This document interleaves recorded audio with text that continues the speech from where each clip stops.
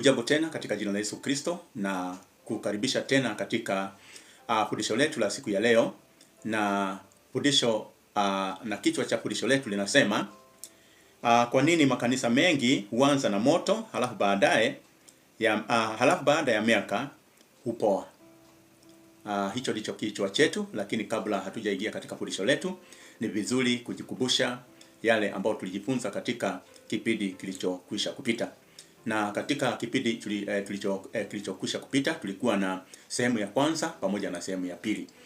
Sehemu ya kwanza tulikuwa tunajifunza juu ya dalili 10 za kanisa lililokuwa rohoni, na sehemu ya pili tukawa na fundisho ambalo lilikuwa linasema dalili 10 za kanisa lililokufa rohoni.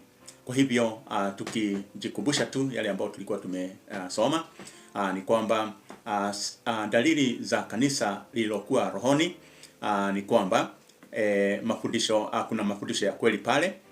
Biblia pale inasomwa. Tunaona pia watu wanakuwa kiroho.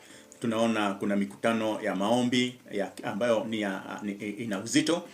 Vile tukaona ya kwamba watu humtafuta Mungu na Kristo ndiye kitovu. Kuna upendo wa kweli, vile kuna matunda ya Roho, na vile kuna uinjilisti. Viongozi ni watumishi. Tukaona ya kwamba watu wanabadilika kiroho, vile uwepo wa Mungu unaonekana. Na katika sehemu ya pili, dalili za kanisa lililokufa kiroho, tuliona ya kwamba neno linabadilishwa na burudani, maombi ni ya kawaida, dhambi inavumiliwa, migogoro na wivu vinatawala, na vile uongozi ni wa kiburi, fedha ndiyo kitofu badala ya Kristo, hakuna uinjilisti, hakuna mabadiliko ya maisha, Kristo yuko nje ya mlango, na vile muonekano wake ni wa nje tu. Na hayo ndio tuliyoweza kujifunza, na kwa hivyo kwa wakati huu nataka tuendelee na fundisho la siku ya leo. Na tunapoanza tunaona ya kwamba ni jambo linaloonekana mara nyingi katika historia ya kanisa, na kazi mpya inaanza kwa maombi, machozi, kujitoa, njaa ya Mungu na ushuhuda mkubwa. Watu wanaonekana, ibada zina nguvu na upendo unaonekana. Lakini baada ya miaka kadhaa, baadhi ya makanisa hupoa. Kwa hivyo tunaona ya kwamba moto wa maombi hupungua, njaa ya neno hupungua, upendo hupungua, mila huchukua nafasi ya uhai. Vile tunaona shughuli zinaongezeka, lakini nguvu inapungua. Na swali ni je, kwa nini jambo hili hutokea? Tutakuwa na hoja 10 ambazo tutaziangazia kwa wakati huu. Na hoja ya kwanza inasema mwanzo wake huwa na njaa ya Mungu. Na tunaona ya kwamba kanisa jipya mara nyingi huanza na watu walioguswa kweli na Mungu. Na vile tunaona ya kwamba ni watu ambao wameokoka karibuni, wanajua walikotolewa, vile wana shukrani, na vile wana kiu ya Mungu. Katika kitabu au katika Injili ya Mathayo sura ya 5 mstari wa 6, Biblia inasema kwamba heri wenye njaa ya kiu ya haki, maana hao watashibishwa. Na fundisho ambalo tunalipata hapa ni kwamba njaa ya Mungu huzaa moto wa Roho. Na katika hoja ya pili inasema baadaye watu huzoea baraka. Kwa hivyo baada ya muda ibada zinakuwa kawaida, neema inaonekana ya kawaida, na watu huzoea uwepo wa Mungu. Kwa hivyo kilichowahi kushangaza kinakuwa mazoea. Kitabu cha Zaburi sura ya 103 mstari wa 2 inasema, nafsi yangu umhimidi Bwana, wala usisahau fadhili zake zote. Na fundisho ambalo tunalipata hapa ni kwamba kuzoea baraka huua shukrani, na kukosa shukrani huua moto. Kwa hivyo katika hoja ya 3 inasema taasisi huchukua nafasi ya uhai. Na tunaona kanisa likikua hujenga mifumo. Kwa mfano katiba, ofisi, kamati, ratiba na taratibu. Na haya si mbaya, lakini yakitawala kuliko Roho, moto hupungua. Vile vile tunapoangalia waraka wa pili wa Wakorintho sura ya 3 mstari wa 6, Biblia inasema kwamba kwa maana andiko huua, bali roho huhuisha.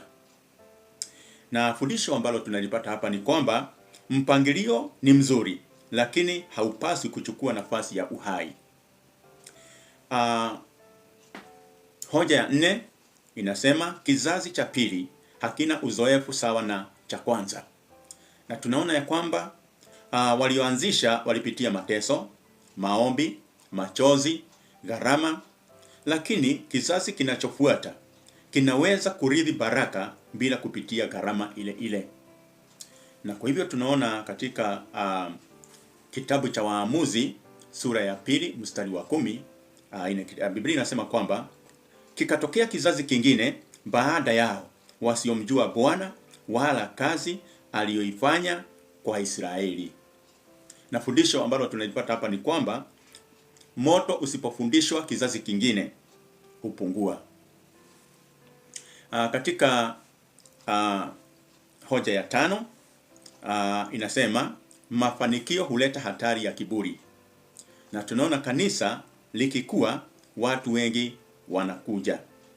Vile vile fedha zinaongezeka na jina linajulikana, na ndipo kiburi kinaweza kuingia. Katika kitabu cha Methali sura ya 16 mstari wa 18, Biblia inasema kwamba kiburi hutangulia uangamifu. Na fundisho ambalo tunalipata hapa ni kwamba kiburi huzima kile ambacho unyenyekevu ulianzisha. Na hoja ya 6 inasema maombi hupunguzwa na shughuli. Tunaona kwamba kanisa lililokuwa, shughuli huongezeka, mikutano inakuwa mingi, taratibu zinakuwa nyingi, safari zinakuwa nyingi, na vile vile miradi inakuwa mingi, lakini muda wa kusubiri mbele za Bwana hupungua. Katika Injili ya Luka sura ya 10 mstari wa 40 hadi 41 na 42, Biblia inasema kwamba Martha wajisubua na kufadhaika kwa mambo mengi, lakini neno moja tu ni la lazima. Fundisho ambalo tunalipata hapa ni kwamba kazi ya Mungu bila kukaa na Mungu huleta ukavu. Na hoja ya 7 inasema dhambi dogo zinaporuhusiwa. Tunaona dhambi dogo zinaporuhusiwa polepole huingia. Na dhambi ni pamoja na wivu, hii ni mifano tu, mashindano, tamaa ya fedha, uzushi, vile vile uasherati wa siri, na kusameheana hukosekana.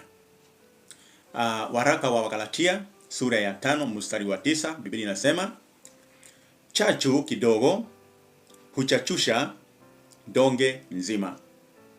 Na fundisho ambalo tunaipata hapa ni kwamba dhambi dogo zisipotibiwa hugeuka baridi kubwa. Hoja ya 8 inasema kupotea kwa maono ya mawazo. Mwanzoni watu hujua kwa nini kanisa lilianzishwa, lakini baadaye wanaweza kubaki na jina tu bila maono. Kitabu cha Habakuk sura ya 2 mstari wa 2, Biblia inasema iandike jozi hiyo ukaifanye iwe wazi. Na fundisho ambalo tunalipata hapa ni kwamba kanisa lisilo na maono hubaki na kubukubu.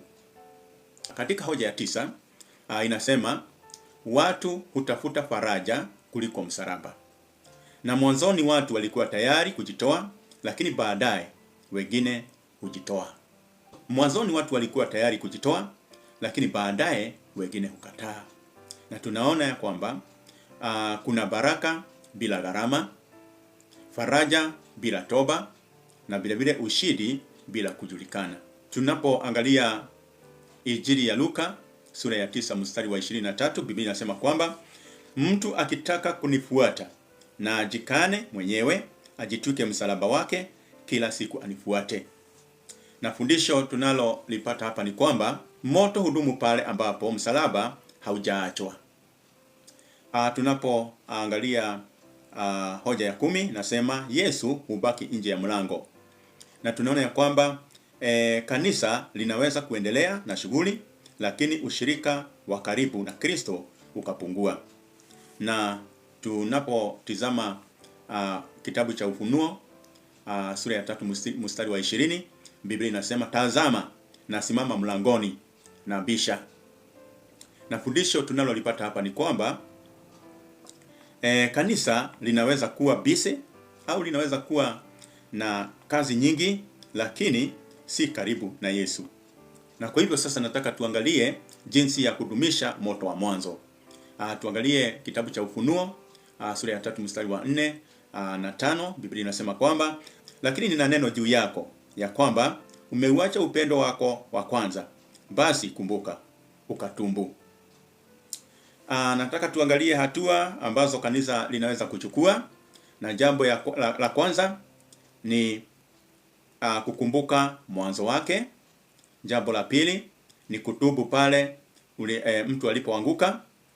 Vile vile ni kurudi kwenye maombi, ni kurudi kwenye neno, ni kurudi kwenye unyenyekevu, ni kurudi kwenye uinjilisti, na vile vile kurudisha upendo wa kwanza. Na somo kwa kanisa la leo ni kwamba moto wa mwanzo si wa vijana tu, si wa kanisa jipya tu. Moto unaweza kudumu kama mafuta yanaendelea kuwekwa.